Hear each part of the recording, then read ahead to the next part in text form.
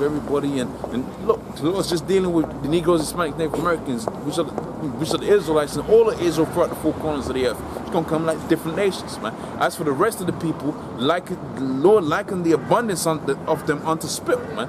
As to the small dust of a balance, man. That's how the Most High likened the abundance of it, man. All right. This is the book of Psalms 140.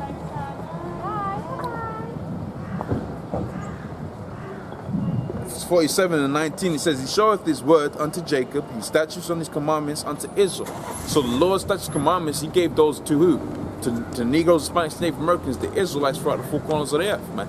He gave those them from the foundations of the earth, starting from the oral form which they dealt with when Adam was on the scene, all right, and then it became, doctrinized, if you will, all right, when Moses came on the scene, all right. But by way of us going up from this, going up from the Lord's statutes, commandments, and the promise and the covenant of the Most High that we made with the Most High by way of blood.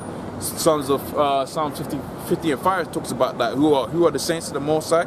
Them that are made a covenant with Him by way of blood. All right, which are the Israelites. So those are the saints. You can't get an Edomite out of that. Okay. So getting back to the point, it says here, He showeth His words unto Jacob and His statutes and commandments unto Israel. Right, and He goes on to say, He hath not dealt so with any nation, and as for His judgments, they have not known Him. Now, what's judgment? You got judgment as pertaining to salvation, and judgment as pertaining to destruction. All right, as judgment as pertaining to salvation, the other nations have not known that judgment, and judgment as pertaining to destruction. Well, they haven't known it, but they're gonna play a part in that destruction. Okay. And He says there, I'm going to read it again. It says, He showeth His word unto Jacob, His statutes and His judgments unto Israel.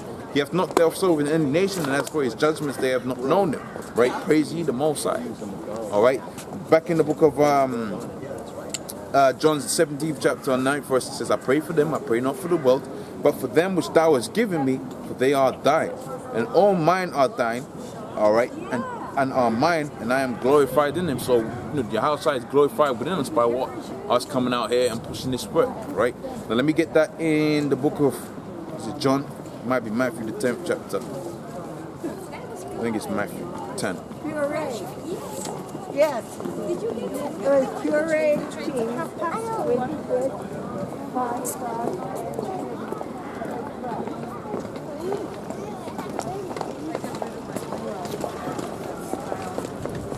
Right, I'll get it in the book of Romans, the 11th chapter and the 7th verse. Okay. Yeah, Romans. Let's get it in Romans 11 and 7. And we close that chapter and open up some other precepts. All right, so this is the book of Romans, the 11th chapter and the 7th verse. It says, What then? Israel hath not obtained that which it seeketh for, but the election have obtained it. So, guys, hustling, fighting, trying to get this truth and trying to get the understanding and all that, man. But they just don't get it. They just don't understand it. All right? Because it's been given really unto an elect. All right? It's given unto the remnant. We're going to see that in Amos the 9th chapter. I wanted to get that. Remember I quoted that. Stuff from the 8th verse. All right? But, as we've been saying, man, really this thing is for an elect group, man. It's not for everybody. All right? That's just the hard truth about it. But, hey, here's the beautiful thing about it. Let's say you don't make it on this side. Guess what's going to happen, man? All right, you're just gonna come back as a newborn baby on the other side, and you're gonna be all right. And you got that. All right. So it says, "What then Israel have not obtained that which it seeketh for, but the election have obtained it, and the rest were blinded." It says, "As it is written, the Most High has given them a spirit of slumber." So they've been given that spirit, a deep sleep to come upon them. All right. I believe that's in Isaiah the 50. No, Isaiah 60. In fact, let's get that. Isaiah 60. Right about the first verse. Right? It talks about gross darkness shall cover the people. All right? They've been given a spirit of deep sleep, man. For it's Isaiah. It is Isaiah 60. But also seen that in Isaiah the 6th chapter and the 9th verse, where it talks about pretty much how they was gonna be the eyes gonna become fat and the ears gonna become heavy and so on and so forth. So, but this is the other one. This is Isaiah the 60th chapter and the 2nd verse. It says, "Behold, the darkness shall cover the earth, and gross darkness the people. But the Lord shall arise upon it, and His glory shall be seen upon it." So, in us, the Lord's glory is gonna be seen, man. All right, in that we got the knowledge, wisdom, and understanding. We're the light on top of the hill, man. What's that hill? When you go into the scriptures, the hills and mountains is talking about governments, man. Right, so this government of darkness and so on and so forth, we're that light up on the hill, man. All right. Back in Romans the 11th chapter and the 7th verse, it says, "What then? Israel hath not obtained that which is secret, but the election hath obtained it, and the rest were blinded. According as it is written, the Most High has given the spirit of slumber." Isaiah the 6th chapter and the 9th verse, we've seen that. Right? "Eyes that they should not see, and ears that they should not hear, unto this day. And David saith, let their tables become a snare." So this was King David prior to Isaiah, all right, saying this. It says, "Let their tables become a snare, and a trap unto them, and a recompense and a reproach. Let their eyes be darkened, that they may not see, and bow down their back always," man. All right, so that's the curse that befell these different people, man. All right, so really, when these guys fall out of this thing, man, they were really not up. In fact, the scripture talks about how they came from us, but they weren't off us, man. All right, it talks about how, you know, you're gonna get it to where this thing, you know, many are called but few are chosen. All right, see, guys, you know, following these wayward doctrine, that's all part of this thing. But see, what's gonna happen is, all right, the word's gonna be pushed out there, and you're gonna get the understanding that what you ain't supposed to be taken away and taken aback by these guys' different doctrines, man. You're supposed to stay steadfast within this truth. And as we see in the book of 2 Peter, the 3rd chapter, if you're staying hastening in the day, looking and proving that the earth is flat ain't hastening the day. That's just the reality of the situation, man. What's that got to do as pertaining to your salvation, man? That has nothing to do with it. All right, but looking up on the things that link up with the scriptures, all right, that's happening out there in the earth, that's gonna be all right, man. See, those things you can, you know, find out. That's look, your house ain't gonna come and ask you, look, what, you know, now you might do it now, all right. See where your head at is. All right, but going back onto, you know, prior to these guys, Lord wasn't going to come up and say, look, you know, what's this and third. You ain't going to get a science test when your house site comes, man. All right? You ain't going to get no physics test when your house site comes. Now, what's going to be tested, right, is your faith prior to that. That's why the scripture talks about in the book of Revelation, how that every man shall have to enjoy his hour of temptation, man. Now, that might be the RFID chip, which is the mark of the beast, all right?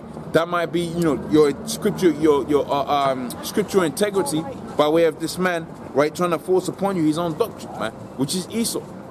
He's actually gonna do that to certain guys. Now you got certain guys that are already done falling out of this thing by way of money, man. But see, they got Federal Reserve notes, but we look for a new heaven and a new kingdom wherein dwelleth righteousness, and all of those riches you're gonna get on this society is gonna look like dirt, man. All right. It's gonna look like dirt. Here it is. You got certain guys that are falling out of this thing, all right, by way of money and so on and so forth. And let's just put a number out there. Let's say a guy like the so-called comforter gets 30 mil for selling disinformation, man. You get 30 mil, okay? You get a house, a car, a couple of cars, right, and some stank hole. Here's what's going to happen. The Lord's going to come back. He's going to give you innumerable amount of women, and they ain't going to be talking about we don't want to share, all right? Because they're going to be falling in place, man. That's spoken about within the book of Isaiah, the 4th chapter and the 1st verse, man. All right? You're going to get lands, right? Assets, actual assets, all right? Because in this society, they don't deal with ISIS. Really, the people that deal with ISIS, if the elite banking families, the Rothschilds and so on and so forth, they deal with ISIS, man. Right, they deal in selling slaves and so on and so forth, man. That's why you go to where the debt within America, they sell it out to as what? As bonds to the Chinese, and the Chinese are like, no, we don't even want that, man. They ain't even worth it to us anymore, man. All right, they don't even want that. That's not even worth it. Going to show you what this thing is spiraling, circling the drain, man. It's going down, man. All right, but getting back onto the point I was making about these guys, man. In the kingdom of Yahweh Shimi outside, which is going to be a greater riches is going to come to them guys that are actually going to make it out of it, man. They're gonna make it out of this thing. Those things is gonna come, man. It's gonna blow your mind, man. It's inconceivable. Gold, silver, land, horses, chariots. What the fuck do I want a Bugatti when I can have acres, not even acres, miles, man? You're gonna have brothers like they're gonna have, you know, countries, man. That's actually gonna happen, man. Because there's a lot of Jake, but there's actually a lot more heathen, man. You're gonna have to look after those people. But see, that's what the Most High is gonna give to his men.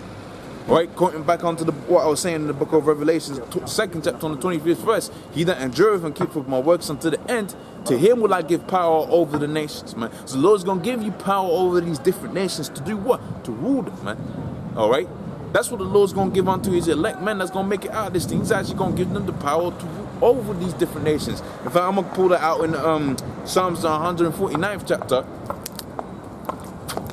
Right now, to show you that the saints really is supposed to be dealing with what?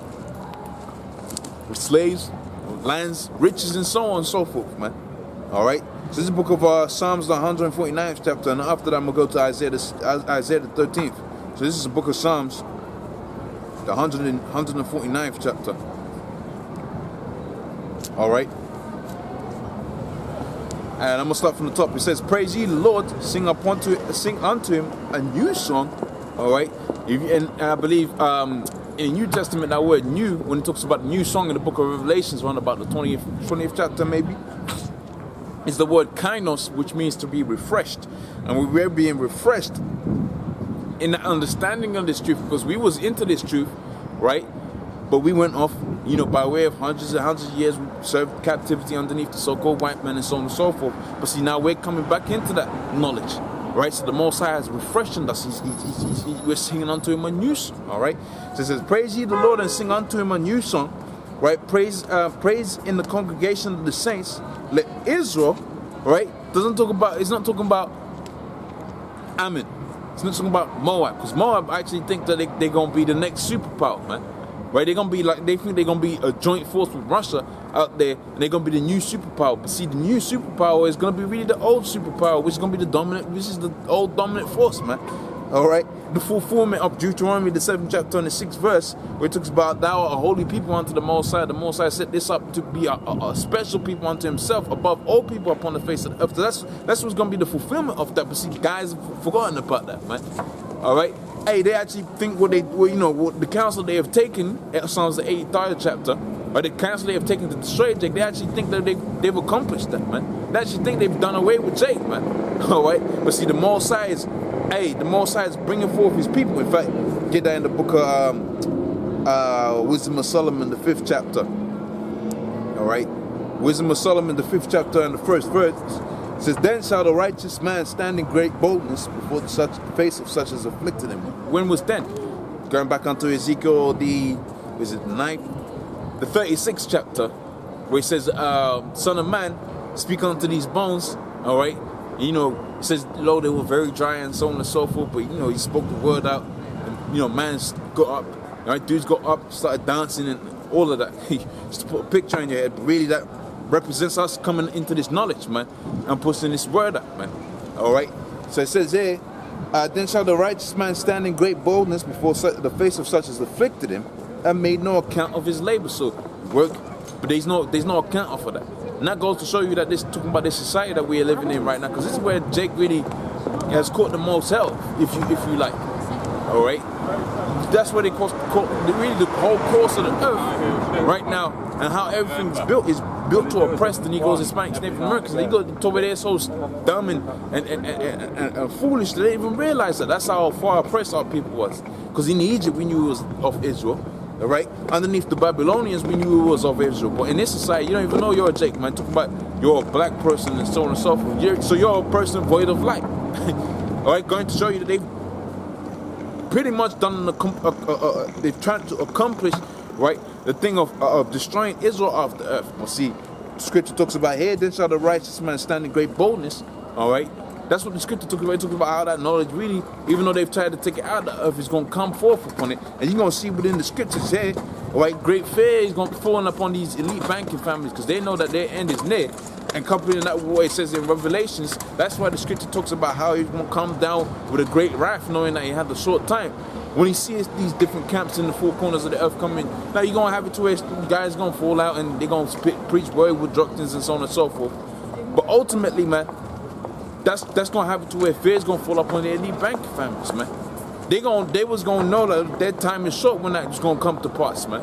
You alright, man? Alright, bro. Yeah? Where you from, man? From wherever the girl. You know what I'm saying? Where's your line go back to? My granddad comes from Fernando Po, Right. Cameroon. Oh, Cameroon. He jumped ship. Oh, you're Israelite, man. You know that, right? Yeah. You're Israelite. Yeah? You know the scripture talks about the 12 tribes of Israel? Yeah. Yeah, you're Israelite, man. Oh, that's good, that. Yeah, that is good, because all of these, and that guy look like he dresses like an Israelite. See, it's not just a color thing, all right?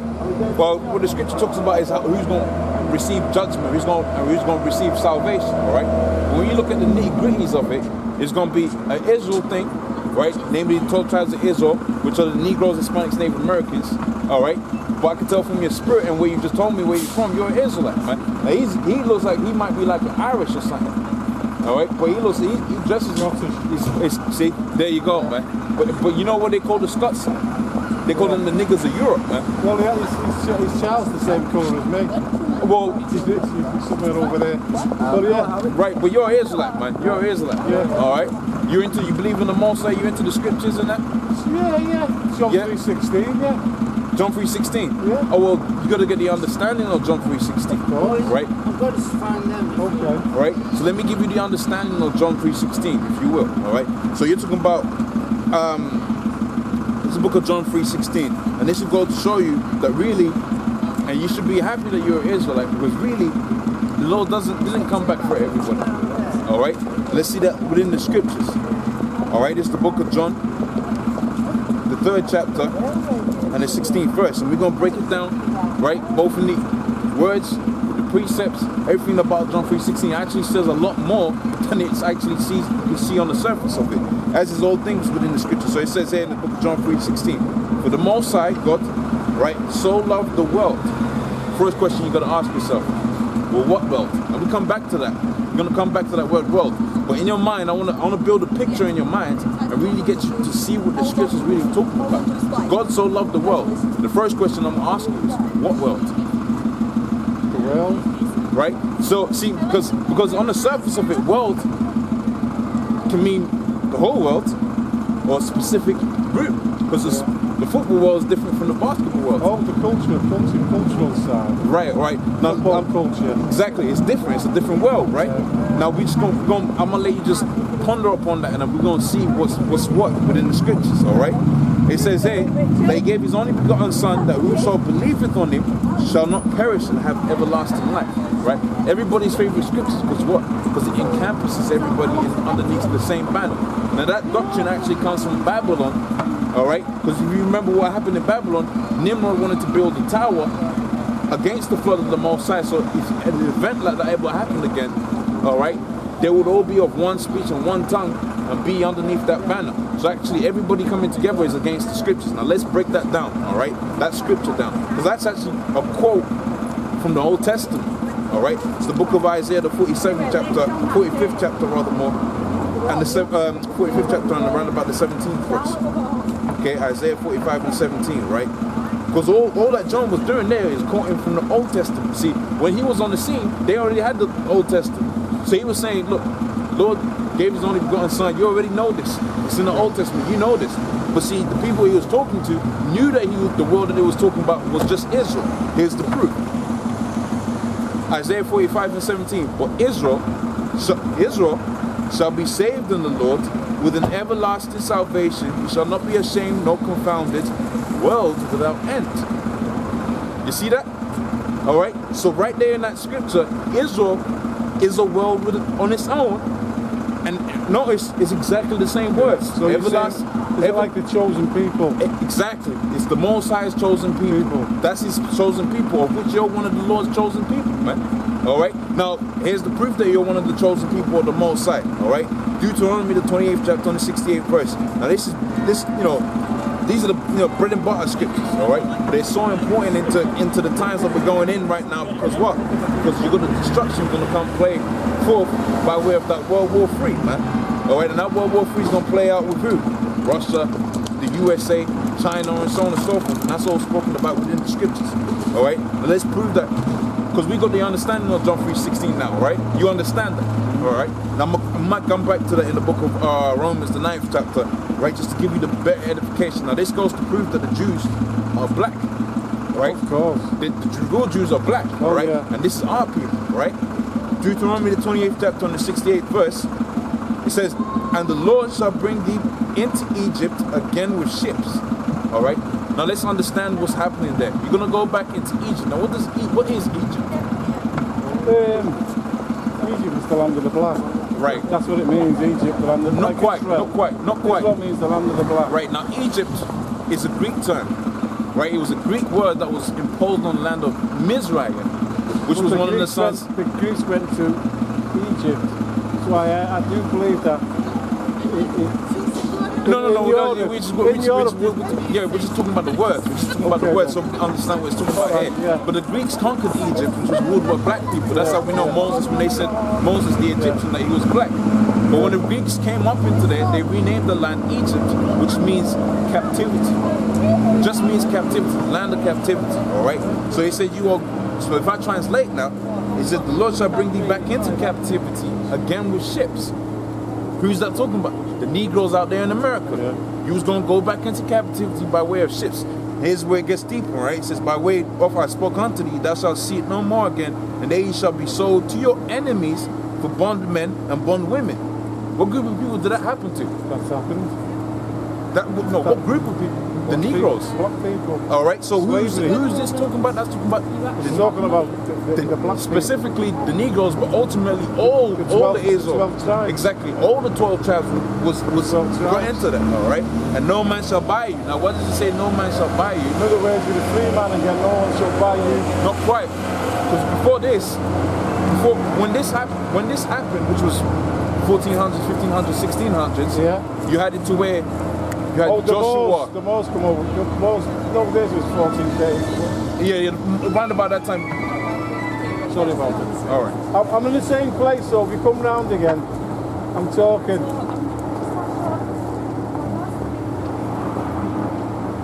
Okay, all right. See ya.